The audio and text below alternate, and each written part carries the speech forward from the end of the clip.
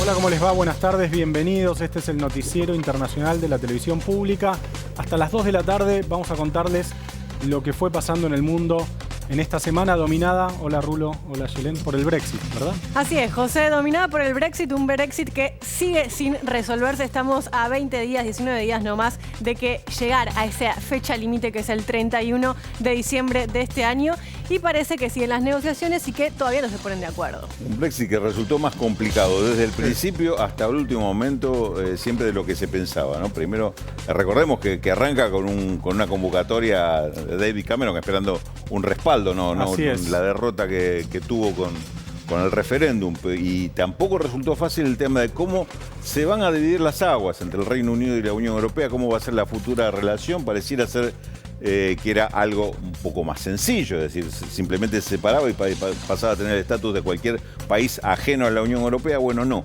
Es mucho más complicado, vamos a verlo seguramente en algún detalle estas diferencias. Está tan imbrincada la relación entre Gran Bretaña y la Europa continental que desarmar esa relación de manera consensuada o de facto, que es lo que parecería que va a pasar finalmente, es mucho más difícil y puede tener consecuencias, algunas previsibles y otras totalmente imprevisibles. Hay un punto en el cual se abre una caja de Pandora que no se sabe qué puede salir de ahí. En la telenovela del Brexit, por usar un título jamás utilizado en la prensa internacional, vemos un informe y después lo comentamos.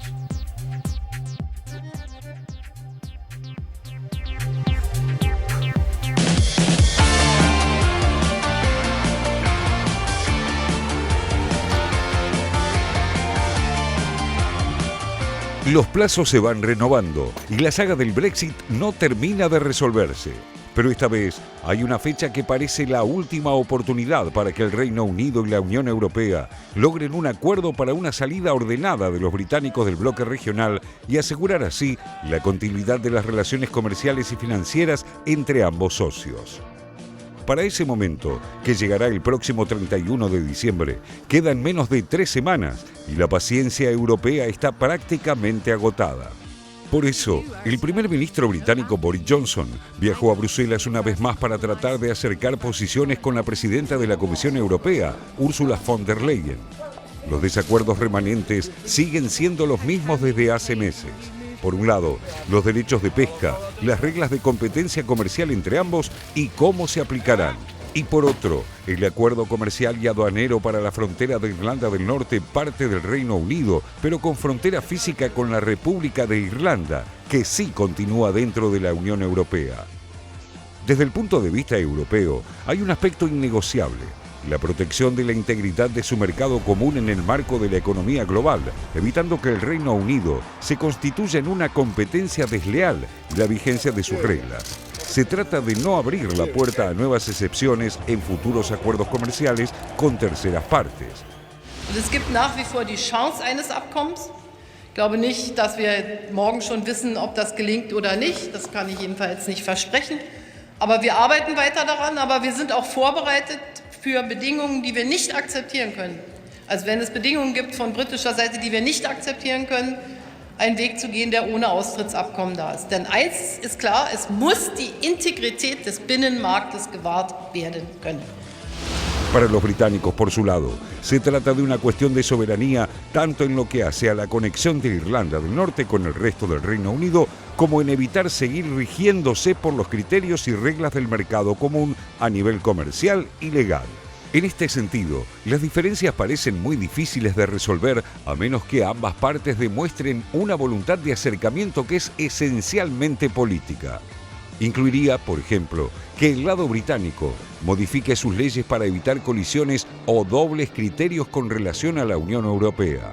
Sobre esa base, debería negociarse entonces un acuerdo de libre comercio. We are all working to get a deal, but the only deal that is possible is one that is compatible with our sovereignty and takes back control of our laws, trade and waters. While an agreement is preferable, we are prepared to leave on so-called Australian-style terms if we can't find compromises. Son varios los analistas que creen que Boris Johnson no se sentiría demasiado incómodo con un no-deal Brexit, es decir, una salida del Reino Unido sin alcanzar ningún entendimiento con el bloque regional para definir el destino comercial del país a través de acuerdos de libre comercio bilaterales con otros países. Esta posibilidad le está vedada al primer ministro británico por una ley del Parlamento que lo obliga a negociar con Bruselas. Johnson aparenta hacer el esfuerzo cumpliendo el mandato parlamentario, pero podría argumentar que, pese a sus intentos, el divorcio con acuerdo fue imposible. Ese escenario dispararía con seguridad una crisis política en el Reino Unido.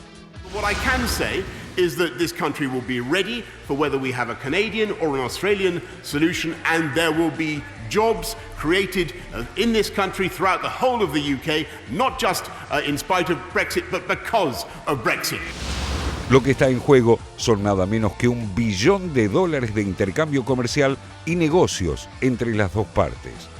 Por la magnitud de estos números y las consecuencias de una salida británica sin acuerdo, otros creen que a pesar de este plazo presuntamente definitivo, las negociaciones seguirán mucho después del 31 de diciembre.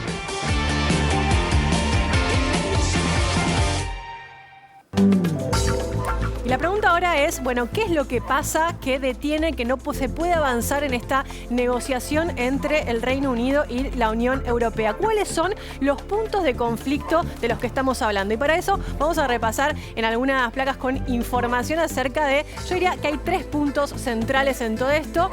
Uno de ellos es justamente el tema de la pesca, algo que, según dan cuenta los analistas especializados en este tema, dicen, mira, en términos económicos no es tan importante, pero en términos políticos sí. ¿Y por qué esto? Porque incluso lo dijo Boris Johnson en el Parlamento británico esta semana, que dijo que, bueno, de esta manera el Reino Unido pasaría a ser el único país del mundo que no tiene control sobre sus aguas, ¿no? ¿Y por qué? Por este tema del acceso a las aguas británicas de pesqueros europeos y qué permiso le van a dar o no a la Unión Europea para repartir esas cuotas de pesca. La cuestión de la soberanía, ¿no? Sí, que es lo que está utilizando como argumento Boris Johnson para decir ningún primer ministro firmaría un acuerdo en estos términos. Tema de soberanía que también tiene que ver con el segundo punto que hemos seleccionado para mostrar en cuanto a los conflictos que están impidiendo un acuerdo. Competencia justa, igualdad de condiciones entre empresas de la Unión Europea y el Reino Unido. ¿Cómo van a ser tratadas las empresas de Europa continental que permanezcan en Londres y a la vez las empresas británicas que estén instaladas en países de la Unión Europea, tanto en comercio, derechos laborales, normas ambientales, subsidios y cargas fiscales? ¿Van a tener un estatus diferente de las empresas locales? Probablemente sí, pero ¿cuál va a ser el estatus de esas otras empresas? ¿Son terceras empresas como empresas de cualquier otro tercero país o un estatus especial? De esto tampoco ha habido acuerdo. Tampoco se ponen de acuerdo. Y otro de los puntos también bastante calientes de este vínculo en este momento de las negociaciones es el tema de la gobernanza y el mercado interno. En este punto, la pregunta está, bueno, ¿cómo se van a resolver los conflictos cuando haya conflictos entre las partes? Aparece, y lo vemos en el último punto, el rol del Tribunal de Justicia de la Unión Europea, es decir, ¿cuál va a ser ese órgano que se va a encargar de tomar las decisiones ante una tensión entre ambas regiones, ¿no? Y acá también una de las declaraciones muy fuertes que ha tenido Boris Johnson está vinculado a esto, que dijo, bueno, si la Unión Europea, a partir de que nosotros nos vamos del Reino Unido, emite alguna nueva ley, nosotros tendríamos que obedecer a ella y esto no debería ser así, ¿no? Y ahí es donde también pone la atención el actual ministro británico. Y el tema del mecanismo de sanciones y multas por si, por ejemplo, Gran Bretaña no cumpliera con alguno de los compromisos. Sí. Eso también ha sido un punto de discordia. Y además está el tema muy duro de las Irlanda, ¿no? Irlanda del Estatuto Norte. Aduanero y Fronterizo de Irlanda del Norte. Recordemos, Irlanda del Norte pertenece al Reino Unido, la República de Irlanda a la Unión Europea, tienen fronteras físicas. Es una isla, ¿no? Claro, es una misma isla compartida y prácticamente se había avanzado mucho en trabajar como si fuera una sola Irlanda. Esto ahora se da por tierra o da por conflicto sobre esta necesidad de que exista una frontera entre ambas. Dicen que que me da, después de seguir durante años, meses, la cuestión del Brexit, la telenovela del Brexit, como decíamos en un momento, es que se va acercando a un final no negociado, a un Brexit sin acuerdo, que no es, el escenario ideal para las dos partes. Probablemente sería mejor para la Unión Europea y mejor para Gran Bretaña que se pusieran de acuerdo en un tratado que de algún modo regule las relaciones para el futuro, lo cual no quiere decir que no vaya a ocurrir. A veces la mejor solución para las dos no es la solución posible, porque hay uno que mide diferente al otro, porque dentro del otro hay conflictos internos. No es el caso del Reino Unido ahora, donde todos parecen estar bastante alineados con la política de Johnson. Ahora, un Brexit sin tratado puede ser muy complicado. Se le abre, por ejemplo, en Gran Bretaña la cuestión de Escocia. Sí. ¿Qué va a pasar con Escocia? ¿Va a querer volver a la Unión Europea? ¿Va a ser un nuevo plebiscito para hablar de este tema? Quiero decir, se disparan una serie de cuestiones realmente inciertas a partir de esto. Bueno, muchas de las cosas que también se plantean es que un mal acuerdo o un acuerdo que sea débil, que no sea el acuerdo deseado por todos los actores, igualmente es necesario y sería necesario sobre todo para no sentar precedente de que no pudieron ponerse de acuerdo las partes, ¿no? ¿Y qué pasa? Aunque sea un mal acuerdo o un débil acuerdo entre las partes, tener eso como para presentar precedente y poder avanzar en futuras negociaciones entre la Unión Europea y el Reino Unido, y también para no dejar, digamos, esto de precedente de que no pudieron establecer puntos mínimos de contacto, ¿no? Y otro de los temas ahí que está es que están diciendo también, bueno, un acuerdo necesariamente no significa que no sea un Brexit duro, digo, claro, también puede implicar que sea una salida, bueno, bastante dura también para el Reino Unido. Lo curioso es que estamos en una situación que no es precisamente de guerra entre las partes, ¿no? Sino que no encuentran la forma, darle forma a ese acuerdo con, como decía Yelén, con terceros motivos pareciera más que es el tema. Bueno, ahora seguramente lo vamos a poder conversar y ilustrarnos un poco más sobre el tema, ¿no? Para hablar del Brexit y tratar de analizar los escenarios, las posibilidades, las incertidumbres que se abren a partir de este probable no acuerdo, vamos a entrevistar a una persona. Félix nos cuenta quién es. Nuestro entrevistado de hoy es Daniel Capurro, editor de Frontbench, el newsletter político del periódico Daily Telegraph de Londres. Trabaja en el diario británico desde 2016 como editor de opinión y su especialización es la cobertura del Brexit. Hola Daniel, ¿cómo te va? Desde Buenos Aires, José Nathanson te saluda, ¿cómo estás? Hola, muy bien, gracias.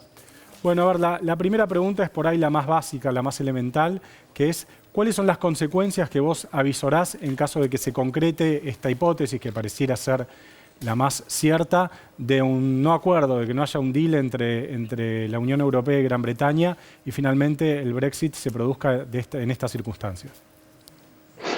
La realidad es que no se sabe mucho porque esto nunca ha pasado en la historia del mundo, que un acuerdo comercial de 40 años, dos países, un grupo de países que han estado tan cercanos por tanto tiempo, se separan.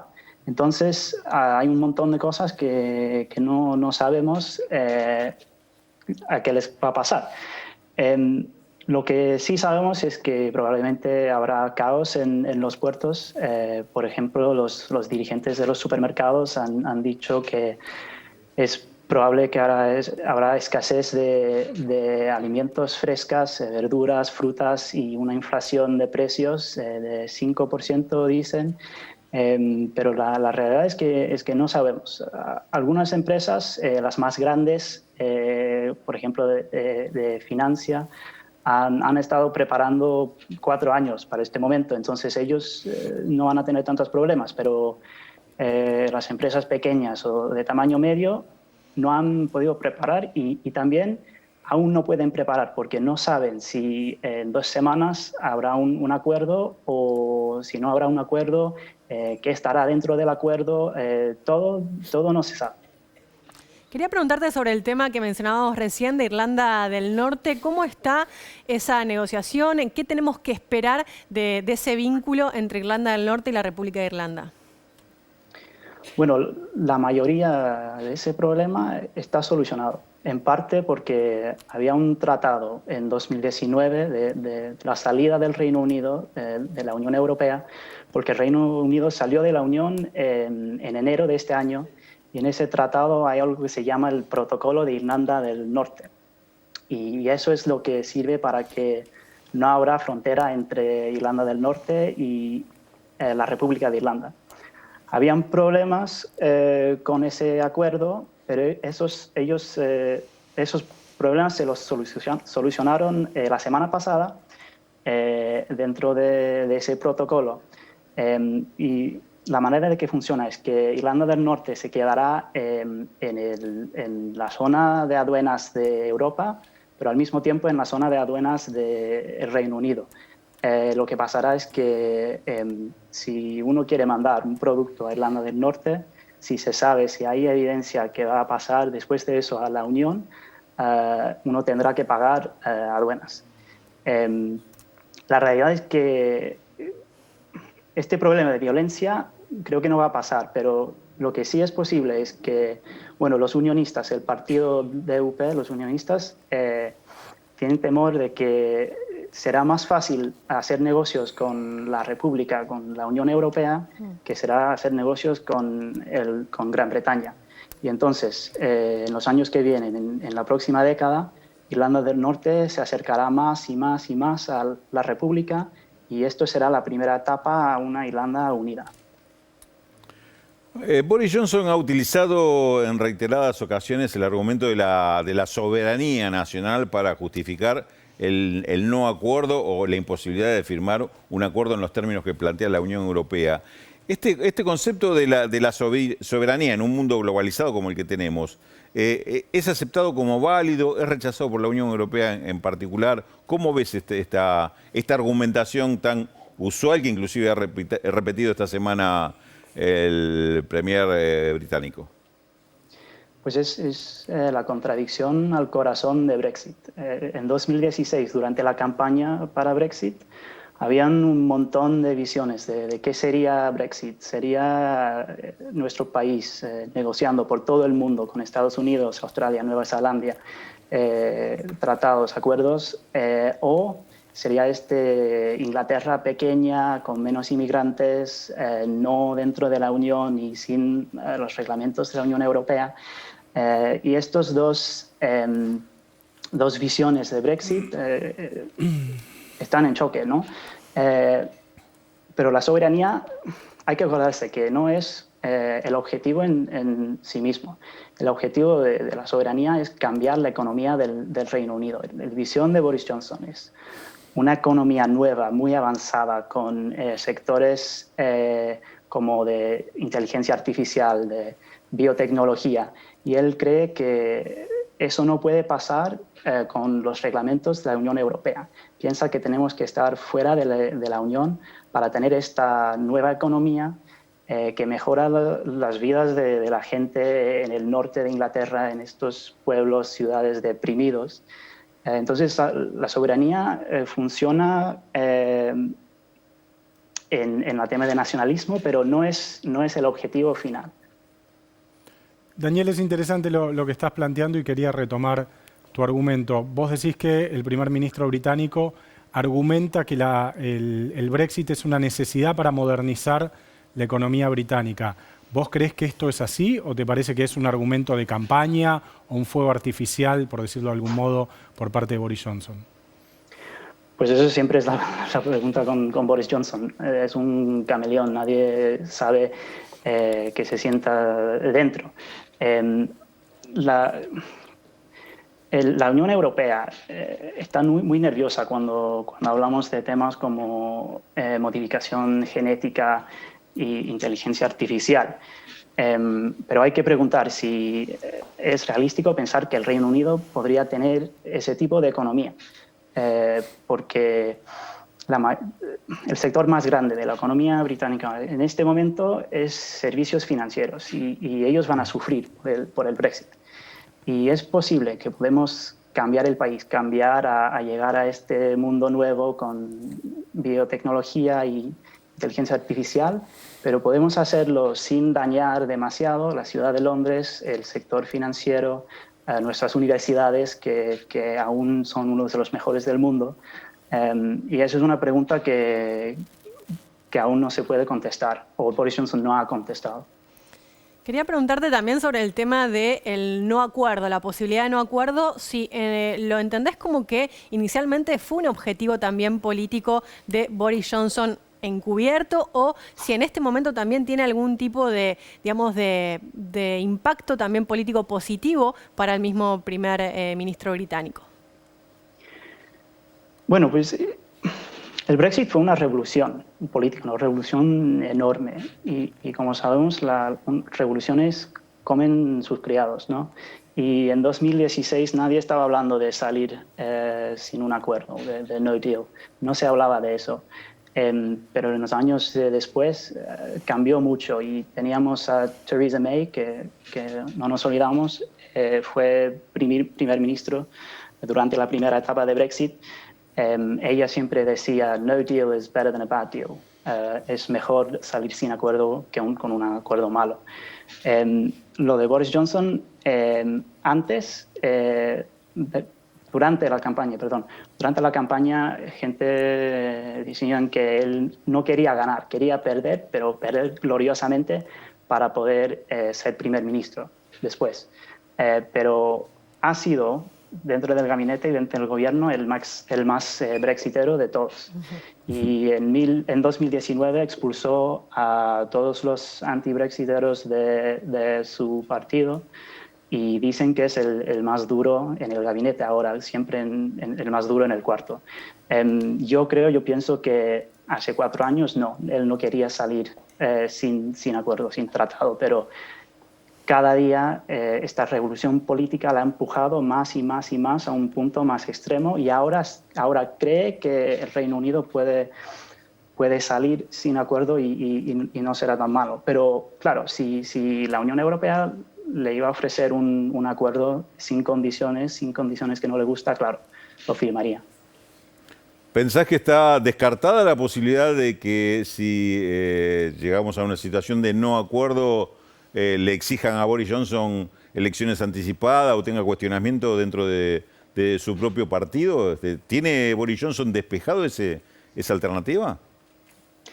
No, creo que no, porque bueno, hoy es el primer aniversario de las elecciones de 2019, cuando ganó una mayoría de 86 escaños, el mejor triunfo de toda su carrera y el triunfo más grande de un primer ministro conservador desde los años 80. Aún está muy poderoso dentro del partido y como decía antes, ha expulsado a los anti-brexiteros. El partido conservador es totalmente brexitero y también el partido laborista, la oposición, ellos van a votar probablemente para el acuerdo. El problema más grande que viene, el problema en el horizonte, es las elecciones escoceses en mayo, porque el Partido Nacional de Escocia, dirigida por Nicola Sturgeon, está usando Brexit para su campaña de independencia. El Brexit es muy, muy impopular en Escocia y el Brexit sin acuerdo mucho más impopular. Entonces, si el Reino Unido sale sin acuerdo, sería un regalo enorme para el Partido Nacional de Escocia y esperamos que en mayo van a ganar una mayoría en el Parlamento en Edimburgo e intentarán empujar para un segundo referéndum de independencia. Daniel, te agradecemos mucho este contacto con la televisión pública de Argentina. Te mandamos un abrazo grande. Gracias, igualmente.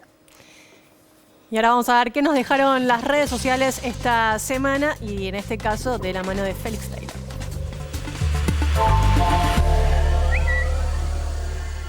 El leído en Twitter de hoy, comenzamos con Donald Trump, el presidente de los Estados Unidos. Hace 11 horas publicaba: la Corte Suprema realmente nos defraudó, sin sabiduría, sin coraje. El contexto: la Corte Suprema de los Estados Unidos rechazó ayer un intento sin precedentes de anular los resultados de las elecciones presidenciales en 4 estados clave. La demanda presentada por el estado de Texas buscaba invalidar los resultados en Georgia, Michigan, Pensilvania y Wisconsin. Había sido apoyada por 19 fiscales generales, estatales y 127 miembros republicanos del Congreso, además de Trump. Y el otro Twitter tiene que ver con Rafael Correa, el expresidente del Ecuador. Hace 2 horas publicaba: irresponsabilidad absoluta. A pocos meses de terminar y con una credibilidad del 6%, el peor gobierno de la historia nos quiere comprometer en temerarios acuerdos comerciales y alianzas en función de sus intereses. Todo será revisado, todito. El contexto es que el expresidente Correa, que espera que su delfín Andrés Arauz gane las próximas elecciones presidenciales del 7 de febrero de 2021, criticó las negociaciones del gobierno de Lenín Moreno para que Ecuador ingrese al bloque comercial de Alianza del Pacífico, que también integran Colombia, Chile, México y Perú.